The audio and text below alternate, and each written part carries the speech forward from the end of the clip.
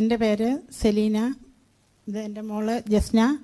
ഞങ്ങൾ ഇടുക്കിയിലാണ് താമസിക്കുന്നത്. ഞാനിപ്പോൾ വർക്ക് ചെയ്യുന്നത് ഇസ്രായേലിലാണ്. ദിവ്യകാരുണ്യ ഈശോ എനിക്ക് തന്ന അനുഗ്രഹങ്ങൾക്ക് നന്ദി പറയുന്നതിനായിട്ടാണ് ഞാനിവിടെ ആയിരിക്കുന്നത്. എൻ്റെ ഒന്നാമത്തെ സാക്ഷ്യം 2022 ഞാൻ വെക്കേഷന് വന്നപ്പോൾ ഞാൻ ബാത്റൂമിലൊന്ന് വീഴുകയുണ്ടായി. അതിൻ്റെ ഫലമായിട്ട് എനിക്ക് എൻ്റെ കൈ എൻ്റെ ബോഡി ഒരു കംപ്ലീറ്റ് ഇങ്ങനെ വേദനയായിരുന്നു, റൈറ്റ് സൈഡ്. ഇവിടുന്ന് മെഡിസിനൊക്കെ വാങ്ങിച്ചു. ഞാൻ വെക്കേഷൻ കഴിഞ്ഞ് തിരിച്ചു പോയി. അവിടെ ചെന്ന് മെഡിസിൻ തീർന്നു കഴിഞ്ഞപ്പോൾ എനിക്ക് വേദന വീണ്ടും ആരംഭിച്ചു. അതുകൊണ്ട് ഞാൻ അവിടെ ഡോക്ടറെ കണ്ടു. ഡോക്ടറെ കണ്ടപ്പം ഡോക്ടർ പറഞ്ഞു ഫിസിയോതെറാപ്പി ചെയ്യണം, അൾട്രാസൗണ്ട് സ്കാൻ ചെയ്യണമെന്ന് പറഞ്ഞു.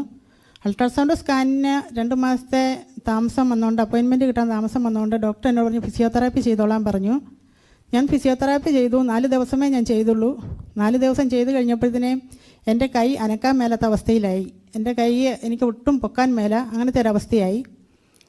അതിനുശേഷം ഞാൻ ആയുർവേദ ട്രീറ്റ്മെൻറ്റ് എടുത്തു. ഞാൻ നാട്ടിൽ വിളിച്ച് ഞാൻ അവിടെ തന്നെ കിഴിയുണ്ടാക്കി ഞാൻ ആയുർവേദ ട്രീറ്റ്മെൻറ്റ് ചെയ്തു. വേദന കുറവുണ്ട്, പക്ഷേ എൻ്റെ കൈ അനക്കാൻ പാടില്ലെന്നായിപ്പോയി.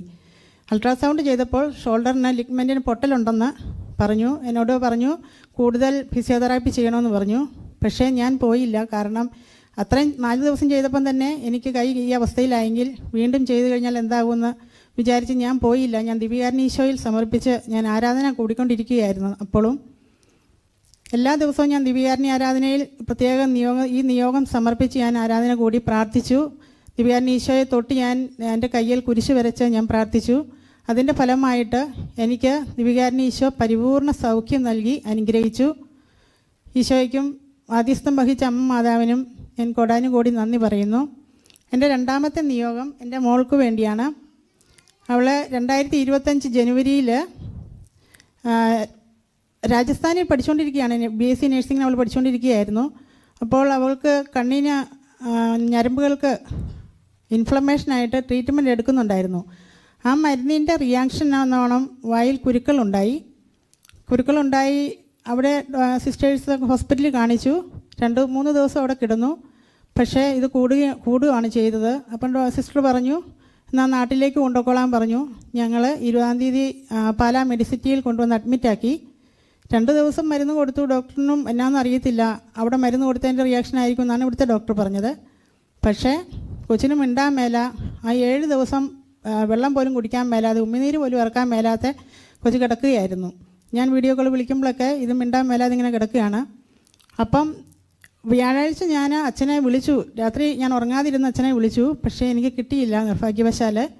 ഞാൻ വെള്ളിയാഴ്ച വൈകിട്ടത്തെ ആരാധന, ഞാൻ എല്ലാ ദിവസവും ആരാധന കൂടുന്നുണ്ട്. അപ്പോൾ ഞാൻ ഈ നിയോഗം ഞാൻ മുട്ടിന്മേൽ നിന്ന് പ്രത്യേകം ഞാൻ കരഞ്ഞ് പ്രാർത്ഥിച്ചു. ദിവ്യകാരുണ്യ ഈശോ എൻ്റെ കുഞ്ഞിന് സൗഖ്യം കൊടുക്കണേ, ഇത്രയും ദിവസമായിട്ട് ഒന്നും കഴിക്കാതെ കിടക്കുകയാണ് എന്നൊക്കെ പറഞ്ഞ് ഞാൻ കരഞ്ഞ് പ്രാർത്ഥിച്ചു. അപ്പോൾ ആരാധനയിൽ അച്ഛൻ പറയുകയാണ് ദിവ്യകാരുണ്യ ഈശോ പാലാ മെഡിസിറ്റിയിൽ വന്ന് 4 പേർക്ക് തൊട്ട് സൗഖ്യം നൽകുന്നുവെന്ന്.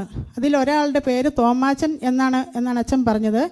അപ്പോൾ ഞാൻ പറഞ്ഞു അടുത്തയാൾ ജസ്നായാണ് എന്ന് ഞാനിങ്ങനെ പറഞ്ഞു ഞാൻ കരഞ്ഞു പ്രാർത്ഥിച്ചത് കേട്ടപ്പോൾ തന്നെ എനിക്ക് ഭയങ്കരമായിട്ട് സങ്കടമായി. ഞാൻ കരഞ്ഞു പ്രാർത്ഥിച്ചു. എന്തായാലും ഞാൻ ആരാധന കഴിഞ്ഞപ്പോഴേ ഞാൻ എൻ്റെ ഹസ്ബൻഡിനെ വിളിച്ച് പറഞ്ഞു ഷായിച്ച നാളെ രാവിലെ കൊച്ച് സന്തോഷത്തോടെ എഴുന്നേക്കും, ഇന്ന് ദിവ്യകാരുണ്യ ഈശോ പല മെഡിസിറ്റി വന്നിട്ടുണ്ട്, സൗഖ്യം നൽകും എന്ന് പറഞ്ഞു. ഞാൻ ഈശോയോട് പറഞ്ഞു ദിവ്യകാരുണ്യ ഈശോയെ പല മെഡിസിറ്റിയിൽ ഈശോ ചെന്നിട്ടില്ലേ, എൻ്റെ കൊച്ചിനെ തൊടാതെ പോന്നേക്കരുതെന്ന് പറഞ്ഞാണ് ഞാൻ കരഞ്ഞ് പ്രാർത്ഥിച്ചുകൊണ്ടിരുന്നത്. എന്തായാലും രാവിലെ എഴുന്നേറ്റത് കൊച്ചു പപ്പ എനിക്ക് വിശക്കുന്നു എന്നും പറഞ്ഞാണ് എഴുന്നേറ്റത്. ഞാൻ രാവിലെ തന്നെ ഞാൻ വിളിച്ചപ്പം കൊച്ചു പറയാം മമ്മി എന്താണെന്നറിയത്തില്ല, മരുന്നെല്ലാം കഴിച്ചതിൻ്റെ ആണോ എന്നറിയത്തില്ല, വായിക്കാകുമെല്ലാം സോഫ്റ്റായിട്ടിരിക്കുന്നു എന്ന് പറഞ്ഞു. വായിലെല്ലാം കുരുക്കളായിരുന്നു, ഒന്നും കഴിക്കാൻ മേലാത്ത അവസ്ഥയായിരുന്നല്ലോ. അപ്പം ഞാൻ പറഞ്ഞു മരുന്ന് കഴിച്ചതിൻ്റെ റിയാക്ഷനൊന്നുമല്ല, ദിവ്യകാരുണ്യ ഈശോ വന്ന് കൊച്ചിനെ തൊട്ട് സുഖപ്പെടുത്തിയതാണെന്ന് പറഞ്ഞു. അങ്ങനെ എൻ്റെ കൊച്ചിനും പരിപൂർണ സൗഖ്യം ഈശോ നൽകി അനുഗ്രഹിച്ചു. ഞങ്ങൾക്ക് ഇത്രയധികം വലിയ അനുഗ്രഹങ്ങൾ തന്ന ദിവ്യകാരുണ്യ ഈശോയ്ക്കും മാധ്യസ്ഥം വഹിച്ച പരിശുദ്ധ അമ്മ മാതാവിനും കോടാനുകോടി നന്ദി അർപ്പിക്കുന്നു. ഒപ്പം ഞങ്ങൾക്ക് വേണ്ടി പ്രാർത്ഥിച്ച കാനാട്ടച്ചനും ടീം അംഗങ്ങൾക്കും ഒരുപാട് നന്ദി പറയുന്നു. ഈശോയെ നന്ദി, ഈശോയെ സ്തുതി, ഈശോയെ സ്തോത്രം, ഈശോയെ ആരാധന.